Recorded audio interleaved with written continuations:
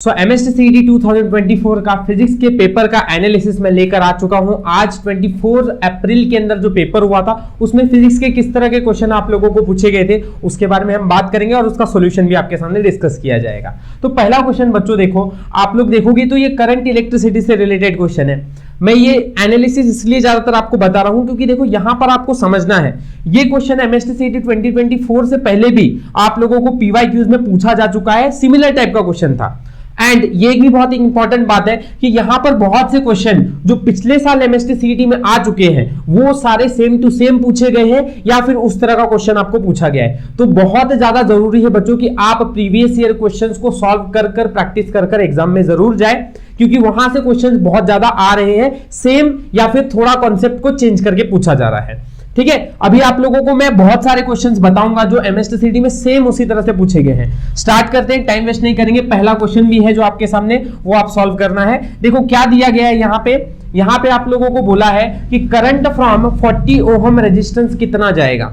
ठीक है, अब अगर आपको 40 ओहम से रेजिस्टेंस निकालना है तो ध्यान देना, आप कैलकुलेशन कैसे कर रहा हूं मैं वो आपको समझना है। ठीक है, पहली बात तो आप ये देखो बच्चों कि आप लोगों को है ना, अगर यहां से 40 ओहम से रेजिस्टेंस जा रहा है तो इस वाले सर्किट के अंदर से कितना रेजिस्टेंस जाने वाला है। अब देखो ये सेम सिमिलर क्वेश्चन हमने MST CET के मैंने पेपर में करा के रखा हुआ है, पहले जितने भी वीडियोस मैंने अपलोड किए उसमें कराया हुआ है, तो उसको जरूर देखना। साथ साथ प्रीवियस ईयर की रिसेंट जो 2023 के PYQs है उनको भी जरूर देखना, वहां पर भी बहुत से ऐसे क्वेश्चंस किए हैं हमने।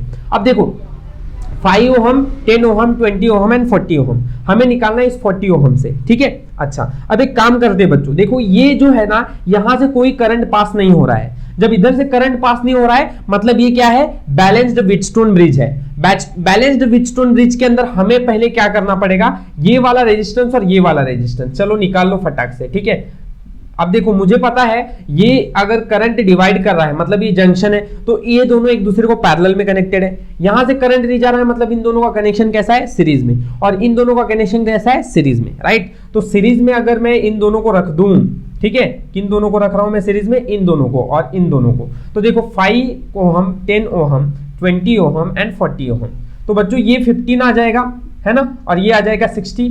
तो ये दोनों कैसे हो जाएंगे बच्चों, कनेक्ट हो जाएंगे अब पैरेलल में, है ना। अब पैरेलल का रिजल्टेंट कैसे निकलेगा, 1/RP is equal to 1/15 plus 1/60।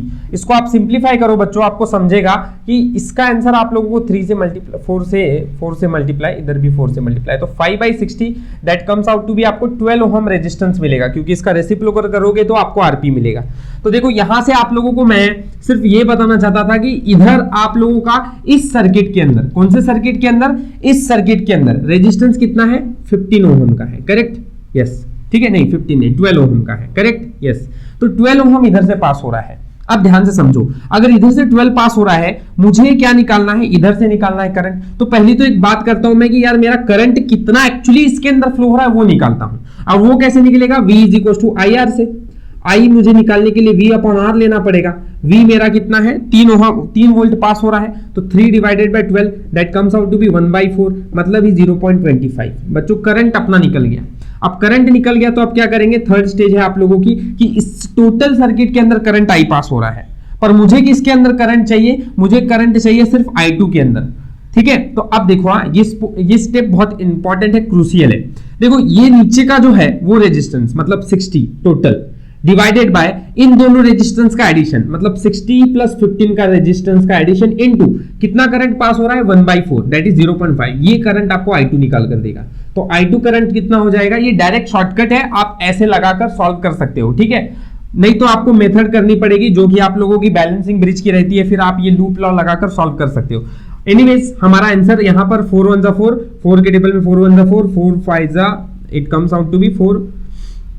यहाँ कितना बच रहा है, 2, तो 4 के टेबल में 4 5 20 होता है, यस। तो 15, तो 15 देखो बच्चों, अब ये 15 डिवाइडेड बाय कितना आ जाएगा, 75 दैट इज 1/5। ठीक है, 1/5 आपका, अब इसको सिंप्लीफाई कर लो तो ये 5 कितने जा मिल जाएगा, 5 1 5 मिल जाएगा, तो 0.2 एम्पियर आपका करंट जो है वो पास हो रहा है I2 से।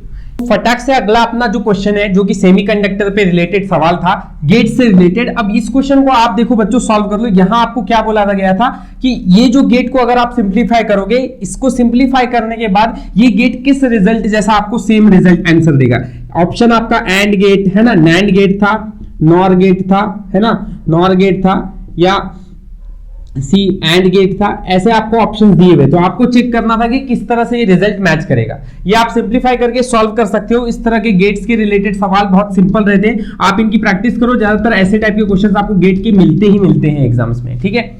चलिए अब भी आप अपने नेक्स्ट क्वेश्चन पे बढ़ेंगे, that is first overtone of vibrating air column of closed pipe has same frequency as second overtone of open pipe of 1.5 metre long length of close pipe is. देखो बच्चों यहां पे आपको फर्स्ट ओवरटोन क्लोज पाइप की, अब मुझे बताओ first overtone close pipe की कितनी होती है, 3V/4L, करेक्ट, यस। एंड ये सेम है, मतलब इक्वल फ्रीक्वेंसी है किसके जितनी, second overtone of open pipe. Open pipe की सेकंड ओवरटोन मतलब 2V/2L होता है, करेक्ट। अब यहां आप लोगों को बोला गया है कि ओपन पाइप की जो है वो लेंथ है 1.5 मीटर, मतलब इसकी वैल्यू आपको कितनी दी है, 1.5 मीटर देके रखी हुई है। और आपको बोला गया है कि ये वैल्यू निकालो। अभी v से v कैंसिल, ये 2 से 2 भी कैंसिल कर दो। आप लोगों के पास 1.5 ये इससे मल्टीप्लाई होगा तो 4.5 डिवाइड बाय 4 आएगा, विल बी इक्वल्स टू, ये l इधर चला जाएगा। तो l को अगर आप सॉल्व करोगे तो दिया आंसर आपका कितना आता है, देखो it comes out to be, divide करो 1. यहाँ 2 बचेगा और फिर उसके बाद 5 बचने वाला है, तो 1.25 मीटर लॉन्ग इतना आंसर आपका आने वाला है, ठीक है। तो आपका ऑप्शन जो था वो वहां पे ABCD करके ऑप्शन दिया गया था, यही करेक्ट आंसर था, ठीक है। ज्यादा आपको कैलकुलेशन करने की भी जरूरत नहीं पड़ रही है, बहुत ही सिंपल। ये भी PYQ में ही पूछा हुआ सवाल है आपको MST/CT के अंदर, तो आप इनको भी पढ़ लो अच्छी तरह से। तो इसके बाद आपका फोर्थ क्वेश्चन जो पूछा गया था वो था आपका सुपरपोजिशन ऑफ वेव से। यहाँ क्या सवाल था आपका, y1 एक वैल्यू दिया गया था दैट इज 0.1 साइन, ठीक है, 100 पाई टी, ठीक है, प्लस π/3, ये इक्वेशन दिया गया था साइन का, है ना। और एक इक्वेशन था y2 is equal to 0.1 cos 100 pi t, है ना।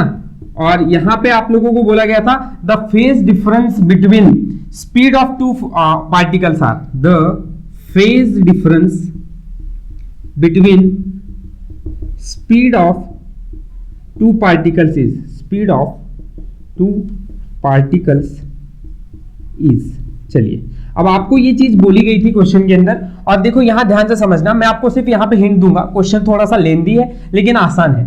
यहां आपको क्या करना पड़ेगा, इस कॉस को पहले साइन के भाषा में कन्वर्ट कर लो, क्योंकि आपका इक्वेशन जो जनरल होता है वो साइन की भाषा में होता है। फिर आपको क्या निकालना है, ये बच्चों ये डिस्प्लेसमेंट होता है ना, यस, ये डिस्प्लेसमेंट है आपका। अभी आपको स्पीड निकालने के लिए बोला गया है, फेज डिफरेंस स्पीड का, तो आप क्या करोगे, इन दोनों का जो आंसर आएगा उसका डेरिवेटिव लोगे तो आपको वेलोसिटी मिल जाएगी।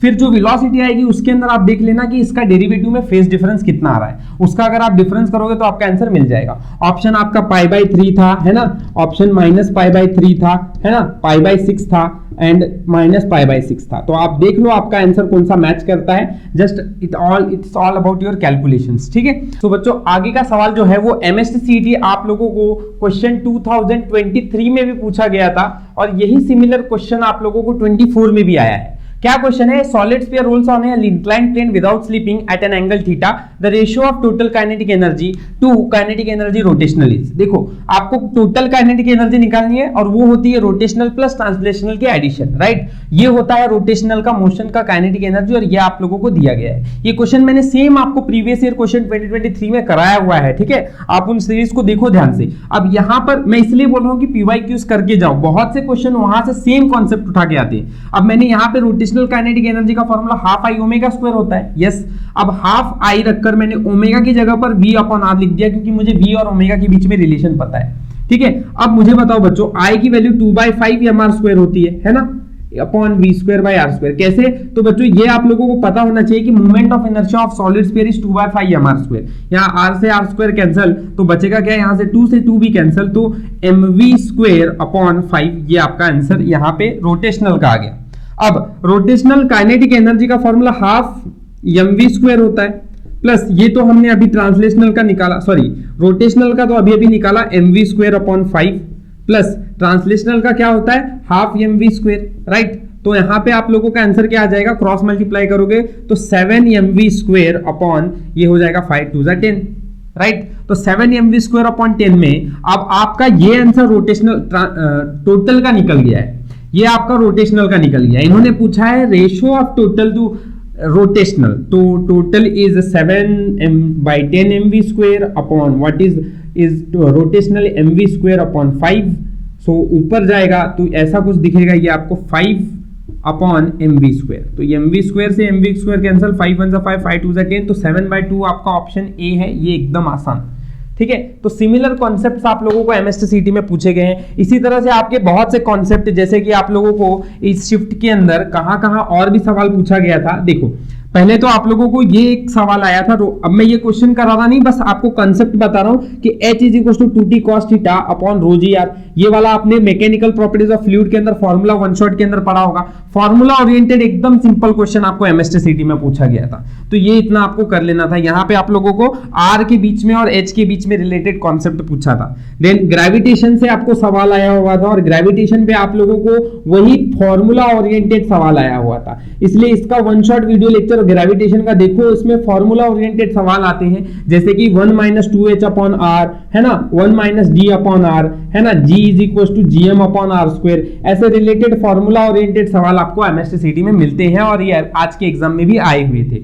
ठीक है, इसको एक प्रिपेयर करो। डायमेंशन से रिलेटेड सवाल आपको इसके आज के शिफ्ट में देखने को मिला था, वो एक आप प्रिपेयर करो। डायमेंशन ये सब चीज तो आपको बेसिकली क्लियर ही होनी चाहिए। ऐसे कॉन्सेप्ट से रिलेटेड सवाल आपको इलेक्ट्रोस्टैटिक्स के अंदर भी आपको कैपेसिटर से रिलेटेड सवाल मिला था, ये आप लोगों को एक सवाल आज के शिफ्ट में मिला ही था, गारंटीड। ठीक है, तो आप लोगों को क्या करना है, देखो कैपेसिटर तो मैंने बताया भी है कि इंपॉर्टेंट कॉन्सेप्ट है एमएसटीसीटी में।